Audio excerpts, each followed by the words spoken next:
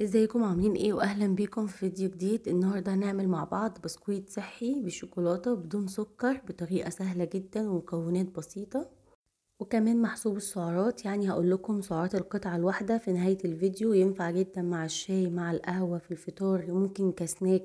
ولو لاول مره بتزوري قناتي، انا يسرا ودي قناتي. اتمنى تشتركي عندي في القناه لو محتواها عجبك، وياريت ما تنسيش تدعميني وتشجعيني بلايك للفيديو.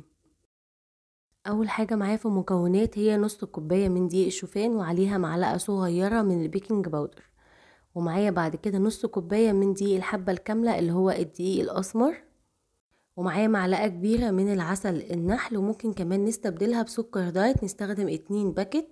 بس طبعا لو هنتكلم في الصحي اكتر يبقى نستخدم العسل الابيض. ومعايا بعد كده ربع كوبايه من الزيت النباتي، وممكن نستخدمها برضو نستبدلها بزيت جوز الهند. دي كده كل المكونات بتاعتي بسيطة جدا وسهلة جدا. اول حاجة هنبدأ نضيفها الدقيق الاسمر، نص كوباية من الدقيق الاسمر، وهضيف عليها بعد كده نص كوباية دقيق الشوفان بمعلقة البيكنج باودر. وكمان نسيت اقول لكم حطوا كمان رشة ملح بسيطة جدا، وعليهم ربع كوباية من الزيت النباتي. ومعايا بعد كده العسل الابيض المعلقة الكبيرة هنضيفها. وبعد كده هنبدأ نزود المية بالتدريج. المية انا معايا كوباية مية اللي انا عايرت بيها الشوفان وعايرت بيها الدقيق الاسمر. انا هستخدم حوالي نص كوباية، يعني مش هستخدم سوائل كتير عشان المعيار او الكمية اللي انا عاملاها صغيرة اصلا. هنبدأ كده نعجن كده بالسباتولا. احنا هنقلب بس مش محتاجين نعجن خالص. وطبعا معروف عندي الشوفان ان هو بيشرب السوائل، فعشان كده بقول لكم وانتوا بتقلبوا كده كده هيشرب السوائل معاكم. بس انا عايزه العجينه متماسكه، مش عايزاها تكون بتلزق خالص، فعايزه العجينه بتاعتي تكون متماسكه جدا.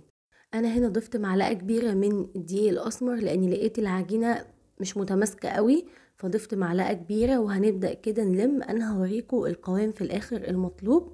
هنبدا كده نعجنها بالشكل ده. انا هنا ما استخدمتش السوائل كلها، ما استخدمتش الكوبايه كلها، استخدمت نص كوبايه بس. وهنبدا بعد كده بقى نلمها بايدينا، لان برضو الاسباتيولا مش بتديكي القوام او الملمس المطلوب. فهنبدا ان احنا نشتغل بقى بايدينا. هنلمها كده برشة دقيق بسيطة جدا لحد ما تديني قوام عجينة طري ومتماسك ومش بتلزق. مهم جدا انها تكون مش بتلزق خالص. عجينة البسكويت دي حلوة جدا للناس النباتيين لان هي بدون بيض وبدون حليب، فتبقى مناسبة ليهم جدا. ومعايا بعد كده صينية بايركس، ممكن صينية ألمونيوم، أي نوع صينية عندك. وهنبدأ كده نديله مسحة بسيطة من الزيت. المهم المقاس بتاعها يعني يكون 26 عشان تطلع البسكويت حجمه كويس، ما يبقاش رفيع قوي. لو حجمها كبير قوي هتطلع معاكي الكمية دي يعني حجمها رفيع جدا أو مش هتنفع. فيعني الصينية بتاعتك يكون أصغر مقاس اللي هو 26 في الصواني المستطيلة.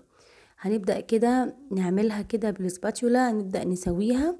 ومهم جدا ان احنا نكون دهنين كويس زيت تحت البسكويت عشان ما يتحرقش معاكم. هنبدأ كده نقسمها كده بالسباتولا او بمثلا سكينة. مش لازم ان احنا نفصلهم عن بعض لان هما كده كده بعد ما تتخبز في الفرن هنبدأ ان احنا نفكهم عن بعض بطريقة سهلة جدا. فاحنا مهم بس ان احنا نعمل حظوظ كده وان البسكوت يعتبر متقطع بالشكل ده. بعد كده هندخله بقى فرن سخن على درجة حرارة 180. هيقعد في الفرن من 20 ل 30 دقيقة. ولو حسيتوا ان هو طري او مش مقرمش هنسيبه في الفرن شوية على سخونية الفرن، هينشف معاكي على طول. كده بقى بعد ما طلع من الفرن الجزء اللي انا كنت بقطعه كان متصور بس معرفش المقطع راح فين. فالتقطيع كان سهل لان اوريدي احنا يعتبر مقطعينه قبل ما ندخله الفرن.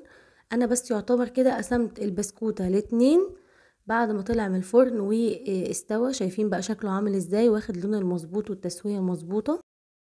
هنبدأ بعد كده بقى مرحلة التزيين. مرحلة التزيين دي اختيارية طبعا، عايزين تاكلوه كبسكوت كده بطريقة التقطيع السهلة دي بقى، ولا نقعد نفرد ولا نقعد نلم.